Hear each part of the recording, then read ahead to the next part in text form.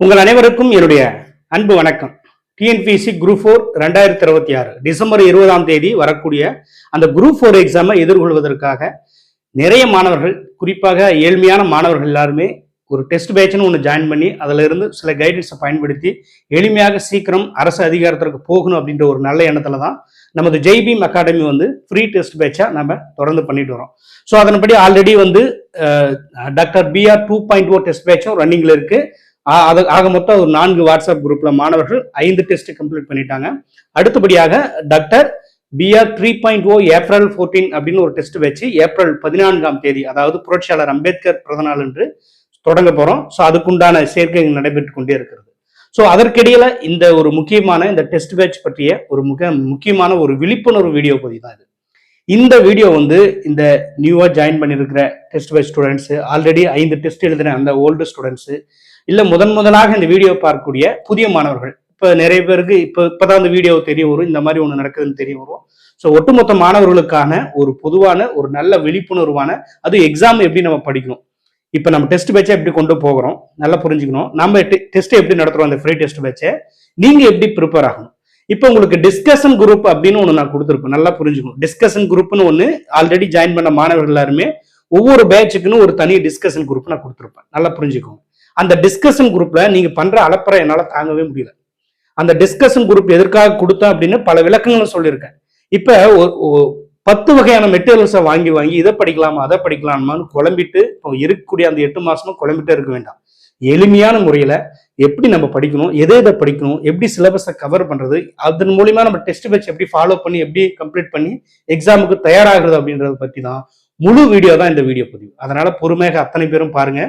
பார்க்கக்கூடிய இதனால பயனடையக்கூடிய அத்தனை மாணவர்களும் இந்த வீடியோக்கு முதல்ல ஒரு லைக் பண்ணிட்டு கமெண்ட்ல உங்களுடைய கருத்துக்களை பதிவு செய்யுங்க. இப்போ ஆல்ரெடி ஜாயின் பண்ண மாணவர்களுக்கு தெரியும் இந்த டெஸ்ட் பேட்ச் எப்படி பயன்படுது, கொஸ்டின் பேப்பர் எப்படி வருது, எப்படி நம்ம எழுதுறோம், நம்மளுக்கு நம்ம டைமுக்கு அது சூட்டபிளா இருக்கா, இல்ல பயன்படுகிறதா, அல்லது டிஸ்கஷன் குரூப் யூஸ்ஃபுல்லா இருக்கா, நம்மளுடைய கைடன்ஸ் உங்களுக்கு பயன்படுதா அப்படின்றதெல்லாம் உங்களுடைய கருத்துக்களை கமெண்ட்ஸ்ல பதிவு செய்யுங்க, ஒரு அன்பான வேண்டுகோள். ஸோ முதல்ல இப்ப பாயிண்ட்ல போயிடலாம். நம்ம நல்லா கவனிங்க, எல்லா ஸ்டூடெண்ட்ஸும் நல்லா கவனிங்க. இப்ப டெஸ்ட் பேட்ச் ஆல்ரெடி 5 டெஸ்ட் போயிருக்கும். இருந்தாலுமே அந்த மாணவர்களுக்கு சில டவுட், எதை படிக்கிறது, எப்படி படிக்கிறது.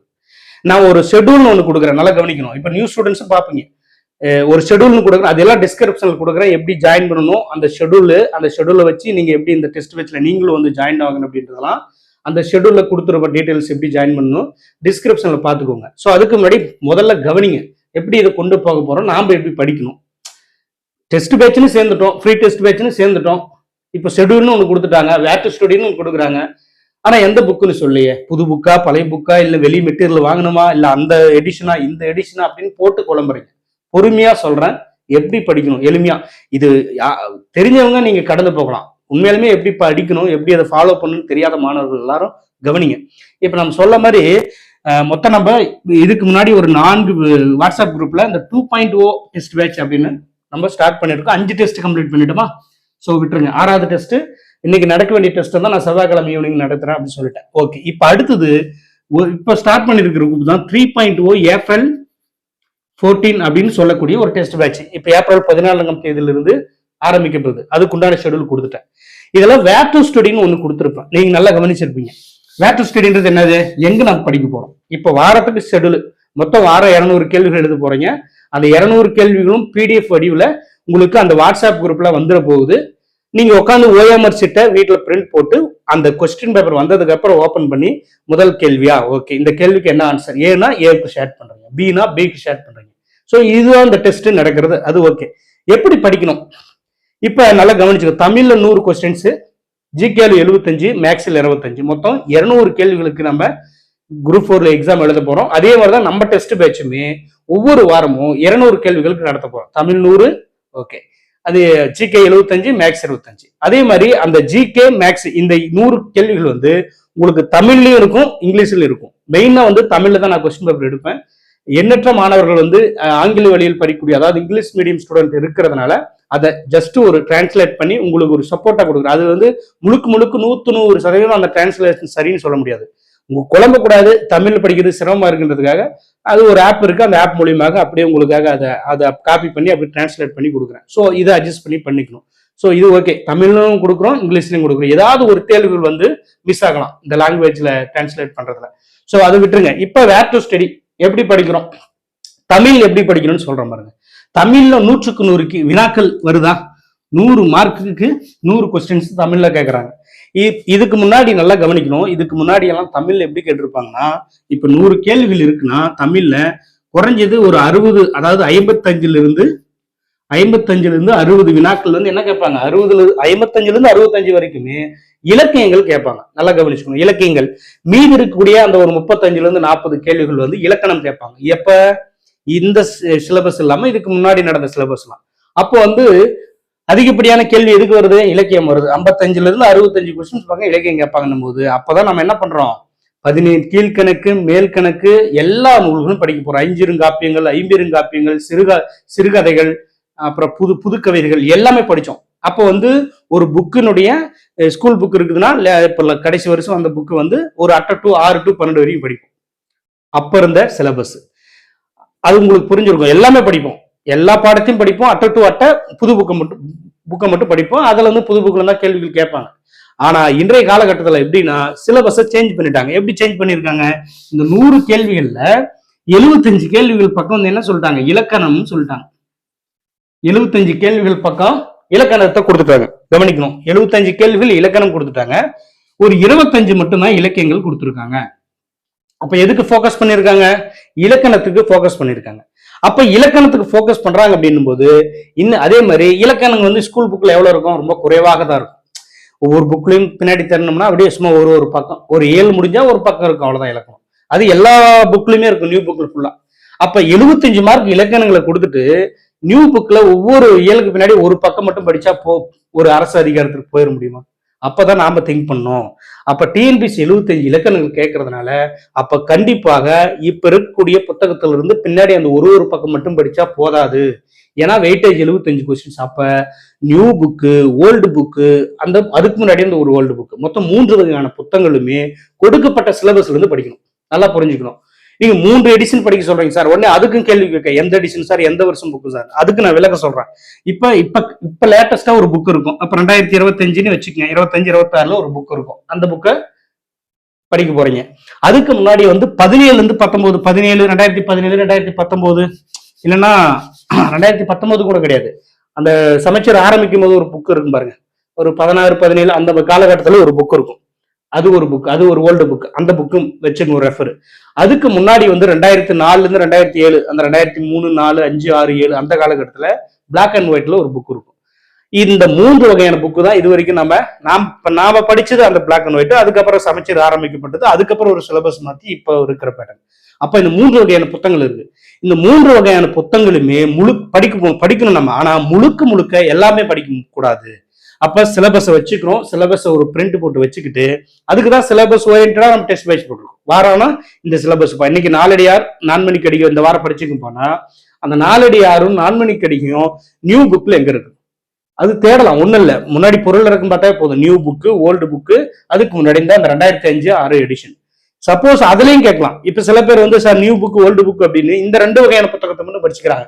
அதாவது இந்த இப்போ வந்தது, இதுக்கு முன்னாடி அந்த சமச்சீர் ஆரம்பிக்கும் போது அந்த இந்த 2 புக்கு தான் படிச்சுக்கிறாங்க. 2004, 2005 அந்த காலகட்டத்தில் ஒரு புக் இருக்கு. அதுலயும் 4 அடியார் கொடுத்துருக்காங்க, அதுலயும் 4 மணிக்கு அடி கொடுத்துருக்காங்க. திடீர்னு அதுல இருந்து எடுத்து கேட்டா நம்ம சண்டை பிடிக்க முடியுமா? டிஎன்பிசி கேட்டு ஏன் அதுல இருந்து கேட்கணும்? அப்ப நாம என்ன பண்ணோம், நாம யுக்திகளா அந்த 3 வகையான புத்தகங்களுமே நீங்க ஃபுல் அண்ட் ஃபுல் அதுல அதுல புறநாறு படிக்க போறதுல, அகநானூறு, 8 தொகையில் அது எதுவுமே படிக்க போறதில்ல. ஏன்னா இலக்கியங்கள் 25 தான், அது குறிப்பிட்ட அறநூல்கள் மட்டும் கொடுத்துருக்காங்க, மீதி எல்லாம் இலக்கணங்கள்.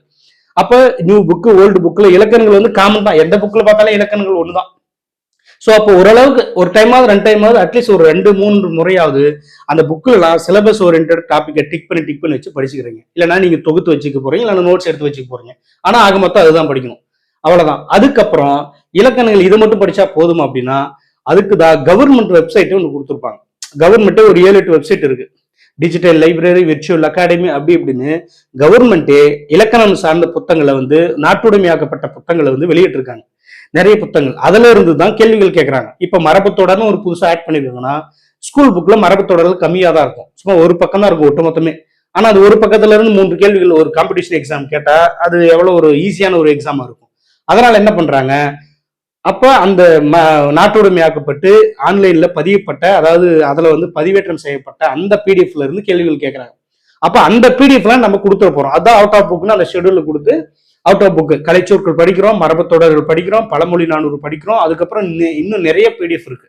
இப்ப ஸ்டார்டிங் உள்ளதுனால 3 பிடிஎஃப், இன்னும் 8 மாதத்துக்குள்ள குறைந்தது 4 மாதத்துக்குள்ள மற்ற பிடிஎஃப் எல்லாம் கொண்டு வந்து படிச்சிட போறோம். அப்ப அவுட் ஆஃப் புக் அதையும் கலந்து படிக்க போறோம். அப்ப ஸ்கூல் 3 வகையான ஸ்கூல் புக்ஸ், அந்த அவுட் ஆஃப் புக். 10வதுக்கு தேவிரான ஒரு புக்கை டிஎன்பிசி ரெஃபர் பண்றாங்க. நல்லா கவனிச்சுக்கோங்க. தமிழ்ல வந்து தேவிராவை படிச்சுக்கோங்க அப்படின்னு ரெஃபர் பண்றாங்க. அப்ப தமிழுக்கு மட்டும்தான் நான் வெளியே போறோம் ஸ்கூல் புக் விட்டு. ஜிகேக்கு தேவையில்லை. ஜிகேக்கு வந்து ஸ்கூல் புக்கு விட்டு வெளியே போகணும்னா குரூப் 1 குரூப் 2க்கு வந்து கண்டிப்பாக டிஎன்பிசி வந்து ரெஃபர் பண்றாங்க சில புத்தகங்களை. அரசியலமைப்புக்கு இந்த புக்கை படிங்க.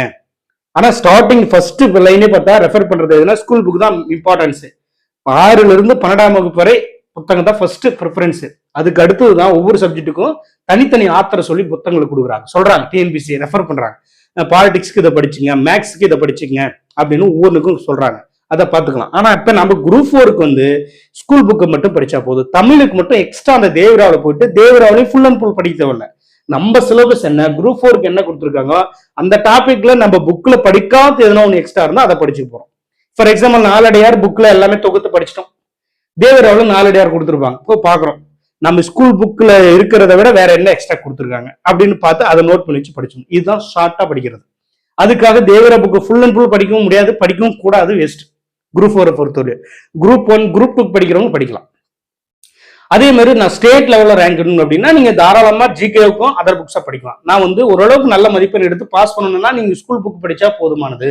நான் ஸ்டேட் ஃபர்ஸ்ட் வாங்கணும், ஸ்டேட் 10க்குள்ள வரணும் அப்படின்னு ரொம்ப ஒரு உழைக்கணும், ரொம்ப ஒரு வெறியா இருக்கிறவங்க கண்டிப்பா ஜிகேவுக்கு அதர் புக்ஸா ஃபாலோ பண்ணலாம். ஏன்னா ஓரிரு கேள்விகள், ஒரு 5-6 கேள்விகள் புக்கை விட்டு வெளியே கேட்கும்போது அப்ப அந்த 5-6 கேள்விகள் இடம்பெறும் போது நம்ம ஸ்டேட் லெவல்ல அந்த மதிப்பெண்கள் போகலாம். மேக்சிமம் ஸ்கூல் புக் படிச்சா போதும்.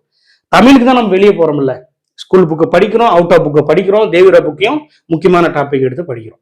ஸோ இதுதான் தமிழ், இப்படி படிக்கணும். இதை திரும்ப திரும்ப சொல்றேன். இதுதான், வேற எந்த மெட்டீரியலுமே உங்களுக்கு தேவையில்லை. கண்ணா பின்னாடி இந்த இன்ஸ்டியூட், ஒரு இன்ஸ்டியூட் பாதி கொடுப்பாங்க, பாதி தர மாட்டாங்க. அந்த பாதியை படிச்சுட்டு மீதி பாதிக்கு எங்க போவாங்க? அதே மாதிரி சில கண்டென்ட்டை விட்டுருவாங்க, சில லைன் பை லைனா.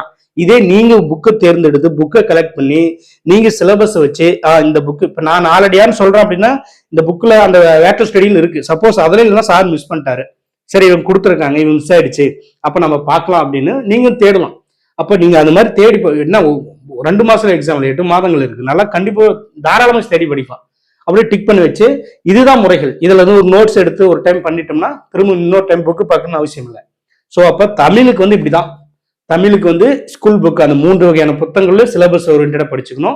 அவுட் ஆஃப் புக்கை படிக்கிறோம். எக்ஸ்ட்ரா தேவிரா புக்ல இங்க கொடுத்துனுக்கிற சிலபஸ்ல புக்ல இல்லாத கண்டென்ட் எக்ஸ்ட்ரா இருக்கிறத ஒரு நோட் பண்ணி வச்சு படிச்சுக்கணும். அவ்வளவுதான் தமிழ் டோட்டலா முடிஞ்சு. இவ்வளவுதான் தமிழ்.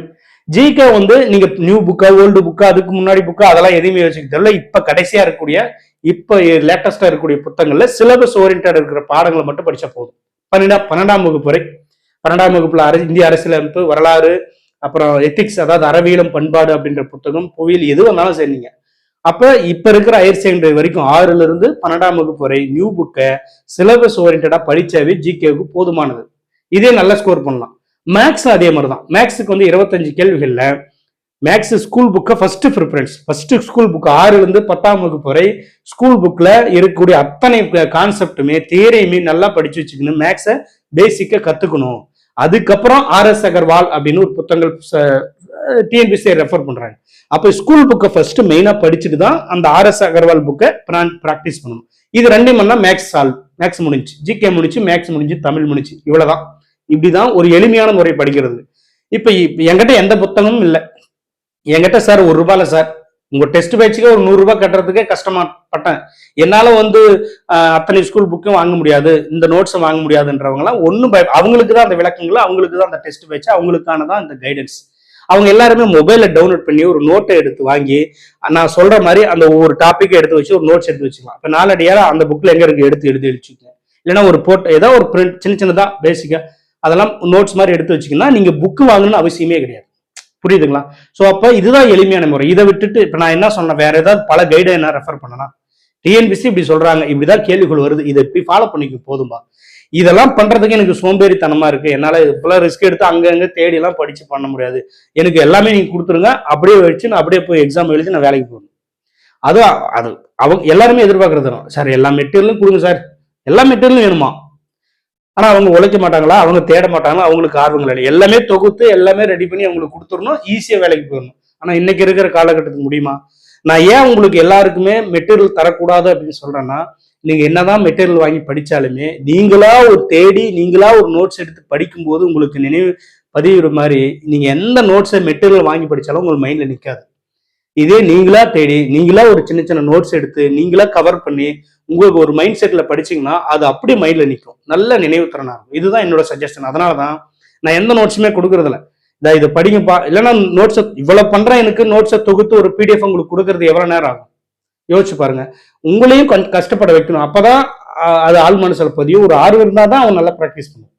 ஸோ அதுக்காக தான். ஸோ அப்போ இதுதான் அந்த ப்ரொசீஜர். அப்போ டெஸ்ட் பேட்ச் வந்து இந்த மாதிரி பண்றன் போது ஒவ்வொரு வாரமும் நம்ம சொல்ற மாதிரி ஃபாலோ பண்ணி அந்த டெஸ்ட் எழுத போறீங்க. டெஸ்ட் எழுதிட்டு ஓஎம்ஆர்ல கரெக்டா 3 மணி நேரம் டெஸ்ட் எழுதிட்டு அதுக்கு பல விளக்கங்கள் சொல்லிட்டேன், எப்படி இந்த டெஸ்ட் அட்டன் பண்ணணும். அதெல்லாம் நான் நிறைய வீடியோ சொல்லிட்டேன். கொடுக்கக்கூடிய 3 மணி நேரத்துல தேர்வு எழுதிட்டு ஓஎம்ஆர்ல தான், எந்த ஆப்பும் கிடையாது, உங்களுக்கு வந்து ரிஸ்க்கும் கிடையாது. இந்த டைம் மிஸ் பண்ணிட்டா அடுத்த டைம்ல எழுத முடியாதா அப்படின்னு நீங்க எப்பனாலும் எழுதிக்கலாம், எத்தனை டைம் வேணாலும் எழுதிக்கலாம். கொஸ்டின் பேப்பர் உங்களுக்கு வரனா வந்துரு போகுது, பிடிஎஃப் போட்டு எழுத போறீங்க. 10ஆவதுக்கு டவுட்ஸ்னா டிஸ்கஷன் கேட்டுக்கிறீங்க. அதையும் தாண்டி சந்தேகம்னா எனக்கு கால் பண்ணி கேட்குறீங்க. என்னால இதை தான் பண்ண முடியும். ஒரு ஏழ்மையான மாணவர்களுக்கு என்னால எவ்வளவு முடியுமோ இந்த எஃபோர்ட்டை பண்ணி ஒரு 1000 ரூபாய் கட்ட முடியாத மாணவர்கள், ஒரு 500 ரூபாய் எங்கேயும் போய் கட்ட முடியாத மாணவர்கள், ஆனா ஒரு அரசு அதிகாரத்திற்கு போகணும், அவங்களுக்குன்னு ஒரு ஆசைகள் இருக்கும். அது வந்து ஹவுஸ் ஒய்ஃபாஸா இருக்கலாம், இல்லைன்னா கஷ்டப்படுற பசங்க யார் வேணாலும் இருக்கலாம். இந்த சமூகம் அந்த சமூகம் எந்த வேறுபாடும் இல்லாம ஏழ்மையான மக்கள் யாரா இருந்தாலும் இதை பயன்படுத்தி ஒரு அதிகாரத்திற்கு போகணும் போது அதை விட ஒரு பெரிய ஆனந்தம், பெரிய சந்தோஷம் என்ன. அதுதான் நம்ம வாழ்க்கையில செய்யற மிகப்பெரிய ஒரு சாதனையா கூட நான் நினைக்கிறேன். என்னுடைய லைஃப்ல நான் நினைக்கிற ஒரு சின்ன சாதனையா, பெரிய சாதனையா கூட நினைக்கிறேன். இந்த மாதிரி ஒரு எளிமையான முறையில ஒரு எளிமையான ஒரு 100 ரூபாய் என்ட்ரி ஃபீஸ் கட்டி ஒரு எளிமையான முறையில அவங்களுக்கு சொல்லி கொடுத்து அதன் மூலியமா அவங்க வேலைக்கு போகணும்னு போயிட்டாங்கன்னா அதை விட எனக்கு ஒரு சாதனை எனக்கு எதுவுமே இல்லை. ஸோ அந்த ஒரு எண்ணத்துலதான் இதை பண்றோம். இதனால குழம்புக்கு வேண்டாம், இதை படிக்கலாமா அதை படிக்கலாமா, இந்த மெட்டீரியல் படிக்கலாமா, இதை கொடுக்குறாங்க. டிஸ்கஷன் குரூப்ல ஒரு நாளைக்கு போய் பார்த்தோன்னா 20-30 மெட்டீரியல் வருது வெவ்வேறு வகையா ஒரே சப்ஜெக்ட்டுக்கு. இதுல எதை தேர்ந்தெடுத்து எதை படிப்பீங்க? நல்லா புரிஞ்சுக்க, எந்த ஒரு தனியார் பயிற்சி மையமும் 100% எல்லா சப்ஜெக்டுக்கும் நோட்ஸை வெளியிட மாட்டாங்க. இதுதான் அவங்க பண்ற டிக்ஸ். ஒவ்வொரு சப்ஜெக்ட்டுக்கும் ஒவ்வொரு நோட்ஸ் ஒவ்வொரு இன்ஸ்டியூட் வெளியிடுவாங்க. ஏதாவது ஒரு சப்ஜெக்டை மட்டும் கொஞ்சம் வெளியிடுவாங்க, முழுக்க எல்லா சப்ஜெக்டும் உங்களுக்கு தர மாட்டாங்க. ஏன்னா அந்த நோட்ஸை பார்த்து அதன் மூலியமா ஈர்த்து அந்த இன்ஸ்டியூட் அதை படிச்சுட்டு வேற வழி இல்லை, நோட்ஸ் இது வேணுமே, நம்மளுக்கு அந்த நோட்ஸ் படிக்கிற பழக்கம் உங்களுக்கு வர வச்சுட்டாங்கன்னா நீங்க வேற வழி இல்லை, எல்லா சப்ஜெக்ட்டுக்கும் நோட்ஸ் வாங்கி ஆகணுன்ற கட்டாயம் உங்களுக்குள்ள ஏற்படும். அப்ப என்ன பண்ணுவீங்க? பிச்சை எடுத்தாவது நான் படிக்கணுன்ற மாதிரி எங்கேயும் அவனை ஏதாவது ரெடி பண்ணு, ஒரு 20,000 5,000 10,000 கட்டி நீங்க வேற வழி எல்லாம் போய் தான் ஆகுங்க. ஆனா அது ஒண்ணுமே கிடையாது, நீங்களே நோட்ஸ் எடுக்கலாம். நீங்களே நான் சொல்றேன், இந்த ஸ்கூல் புக்கு 3 வகையான அந்த எடிஷன் எடுத்து வச்சு நோட்ஸ் எடுத்து வச்சுக்கலாம். அந்த அவுட் ஆஃப் புக்கு அது நம்ம கொடுக்குற பிடிஎஃப் தொகுத்து வச்சுக்கலாம். இன்னும் நிறைய பிடிஎஃப் இருக்கு, நீங்களே தேடலாம். நான் கொடுக்கறதுக்கு லேட் ஆக கூடாங்களாம், ஆனா நீங்க தேடலாம். ஸோ அப்ப எல்லாமே அவங்களுக்கு மட்டும் எப்படி தனியாக கிடைக்குது? அவங்க மட்டும் என்ன அப்படியே பல கோடி சொத்து வித்து அந்த நோட்ஸ் ரெடி பண்ணி உங்களுக்கு தராங்களா? உட்காடுறாங்க, நெட்ல சர்ச் பண்றாங்க, புத்தகங்களை எடுக்கிறாங்க, கலெக்ட் பண்ணி கொடுக்குறாங்க, அவ்வளவுதான். டிஎன்பிசி ரெஃபர் பண்றது தமிழுக்கு தேவிரா புக்குப்பா, அப்புறம் அந்த இயர் புக்கு சில இதெல்லாம் அதை நான் உங்களுக்கு நான் கொடுப்பேன்.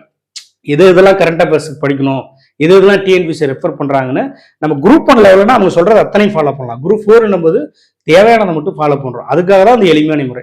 நாம சொல்றதை பண்ணவே குறைஞ்சி நம்ம படிக்கிறதுல 190 கொஸ்டின் தாராளம் வந்துடும். ஒரு 10 கொஸ்டின் இல்லை 15 கொஸ்டின் வேணா நம்ம புக்கு தாண்டி வெளியே போகலாம். நம்ம இதை படிக்கணும் போது தாராளமாக 190 கேள்வி நம்ம பார்த்த கேள்வியில தான் வரப்போகுது.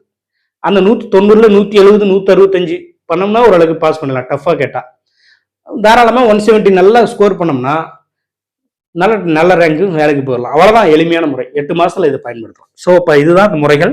திரும்ப குழம்பிட்டு அந்த டிஸ்கஷன் குரூப்ல போயிட்டு இதை வேணும் அதை வேணும்னு குழம்பிட்டு இருக்காங்க. ஓகேங்களா? ஸோ இந்த மாதிரி மெத்தட்ல படிங்க, ஈஸியா படிச்சுக்கலாம். டெஸ்ட் எழுதுங்க, வாரனா டெஸ்ட் முக்கியம், அந்த டிஸ்கஷன் பண்றதும் முக்கியம். ஸோ இது ஒட்டுமொத்தமா அதே மாதிரி ரேங்க் லிஸ்ட்டுக்கும் என்ட்ரி போடுங்க. சில பேர் தான் போடுறீங்க, சில பேர் போட மாட்டீங்க. ஸோ இப்போ ஒட்டுமொத்தமா இதெல்லாம் பண்ணும்போது தான் நம்ம எளிமையா இருக்கும், ஈஸியா பாஸ் பண்ணுவோம். ஓகேங்களா? ஸோ ஓகே, இந்த நியூ ஸ்டூடெண்ட்ஸ்லாம் இந்த டெஸ்ட் பேட்ச்ல நீங்களும் ஜாயின் பண்ண விருப்பம் இருந்தால் டிஸ்கிரிப்ஷன்ல இந்த ஷெடியூல் எல்லாம் கொடுத்துருப்பேன். அதெல்லாம் பார்த்துட்டு எப்படி ஜாயின் பண்ணணும். ஒரு 100 ரூபாய் என்ட்ரி ஃபீஸ் பே பண்ற மாதிரி தான், ஒன்றும் இல்லை. அது எப்படி ஜாயின் பண்ணணும்னா 100 என்ட்ரி ஃபீஸை அந்த நம்பர் கொடுத்துருப்பேன். அந்த டிஸ்கிரிப்ஷன் அந்த ஷெடியூலில் பார்த்தோன்னா நம்பர் கொடுத்துருப்பேன். அந்த நம்பருக்கு ஜிபே ஃபோன்பே எல்லாம் பண்ணி விட்டுட்டு அதை ஒரு ஸ்க்ரீன்ஷாட் எடுத்து அதே நம்பருக்கு வாட்ஸ்அப் பண்ணி விடுங்க. சப்போஸ் இந்த பேமெண்ட் போகலை சார், ஏன்னா நிறைய பேர் பண்ணுறதுனால 24 ஹவர்ஸ்க்கு அப்புறம் தான் பண்ண முடியும் அப்படின்னு இருக்கும். அந்த மாதிரி ஏதாவது வந்துச்சுன்னா நீங்கள் அந்த நம்பர் வாட்ஸ்அப் நம்பருக்கு சார் இந்த மாதிரி அமௌண்ட் சென்ட் ஆகலை, வேறு நம்பர் இருந்தால் கொடுங்க sir, another number send sir அப்படின்னு பண்ணீங்கன்னா நான் வேறு நம்பர் அரேஞ்ச் பண்ணி கொடுப்பேன், நீங்கள் ஜாயின் பண்ணிக்கலாம். ஸோ இதான் ப்ரொசீஜர், அவ்வளோதான், எளிமையான ப்ரொசீஜர் தான். நீங்கள் அதை ஸ்க்ரீன்ஷாட் பண்ண உடனே நான் வாட்ஸ்அப் குரூப்பில் ஆட் பண்ணி விட்டுருவேன். அதுக்கப்புறம் உங்களுக்கு இதுக்கு முன்னாடி மாணவர்களுக்கு என்ன அனுப்பணுமோ அதை அனுப்பி விட்டுட்டு அதுக்கப்புறம் குரூப்பில் வந்துடும். உங்களுக்கு தெரியும், டெய்லி நியூஸ் பேப்பரும் கொடுக்குறேன், அதையும் படிக்கணும். கரண்ட் அஃபேர்ஸ்க்கு நிறைய வேறு இன்னும் அடுத்தடுத்த வீடியோவில் என்னென்ன தேவைகளோ எப்படி எப்படிலாம் ப்ரிப்பேர் பண்ணணும் அப்படின்றதெல்லாம் உங்களுக்கு ஒவ்வொரு வீடியோவில் சொல்லுவேன். இனிமேல் ஒவ்வொரு வீடியோ போட ஆரம்பிப்பேன். ஸோ அதனால் குழம்பிக்காதீங்க, எளிமையாக ஈஸியாக படித்து ஈஸியாக ஒரு அதிகாரத்தை பெற்றுடுங்க அப்படின்னு உங்களை மனதார வாழ்த்தி இந்த வீடியோவிலிருந்து விடைபெறுகிறேன். அடுத்த வீடியோவில் சந்திக்கலாம். நன்றி, வணக்கம்.